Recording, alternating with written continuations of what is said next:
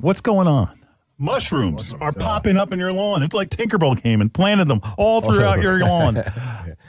It's nothing to be afraid of. Don't fear, not the shears, the mushrooms.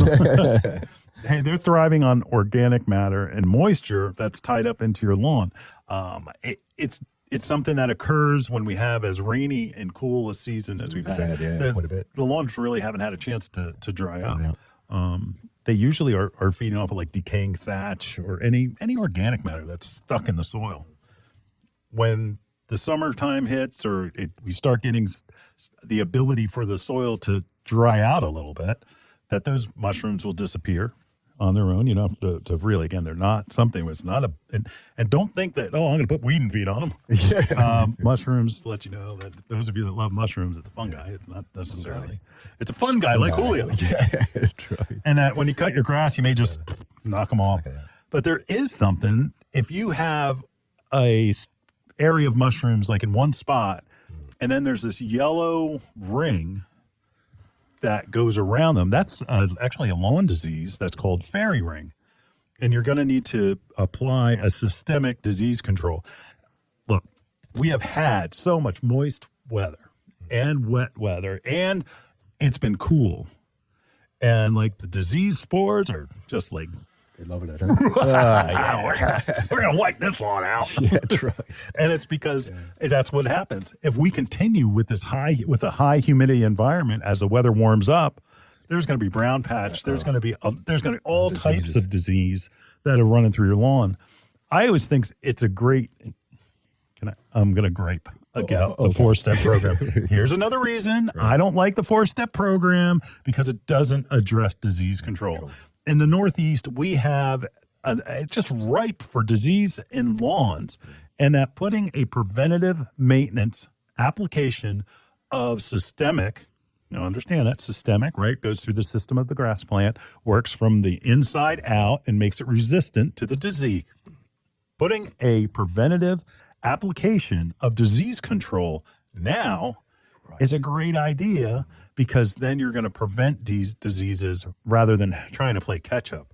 Look, if you see signs of disease in your lawn, it may be too late. You know, you're just battling, and that those areas where that disease grabbed hold, they may not grow back together. They may just be dead open soil. And anytime your lawn is under stress, it's like a beacon to say, come, eat me, come, where are the bugs?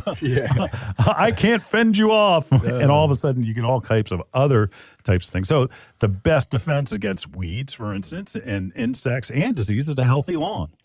So doing that preventative application of a disease control is what you want to do. And again, systemic. It will last longer. You don't want something that's like a contact control, because contact is there, and then it's gone.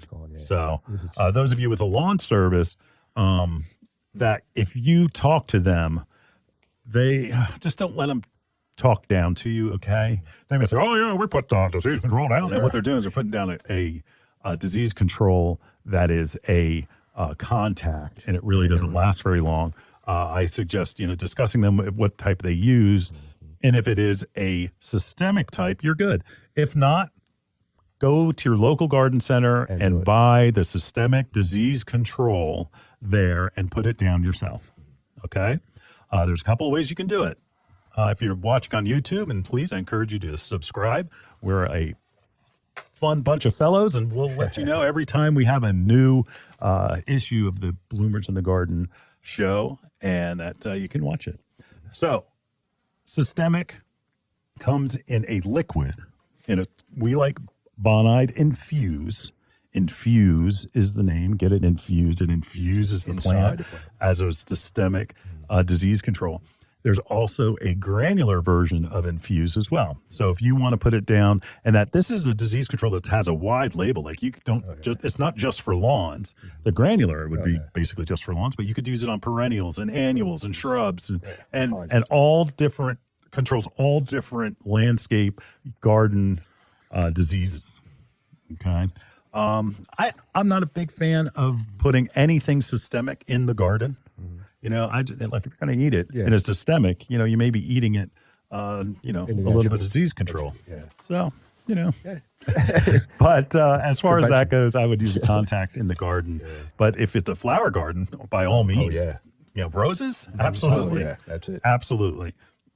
So again, putting a preventative application of disease control now is going to go a long way to helping you fight off any, because face it, we're going to get 90 degrees and it's going to be hot and it's going to be dry. And then people are going to put their water on their lawn. Oh, God. And that's a segment coming up. We're going to talk about watering with your sprinkler system and how it encourages disease. Ugh, it drives me crazy, Leo. I put it on 10 minutes a zone. Yeah, that's it. Oh, Every other day. Yeah. Usually a 10-minute rain does a great job of watering everything. No, it doesn't. But we'll talk about that later. I don't want to jump the gun. Yeah, I'm going to get down off my soapbox about disease control for the moment and mushrooms.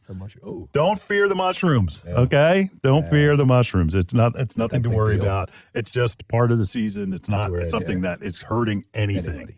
It's not hurting your grass. It's not competing. It's not doing anything. It's just actually, in a way, it's helping the grass because it's breaking down all that organic matter. Organic matter, yeah, it's good stuff. Yep. So, and I'm not even going to ask you that. Actually, you know, my son-in-law Steve has mushrooms growing. Oh, he does. Oh, yes, he does. Yeah. He has a growing baby and growing mushrooms. He was a little concerned about the mushrooms. You just worry about the new baby. The mushrooms are fine. Okay. Anyway.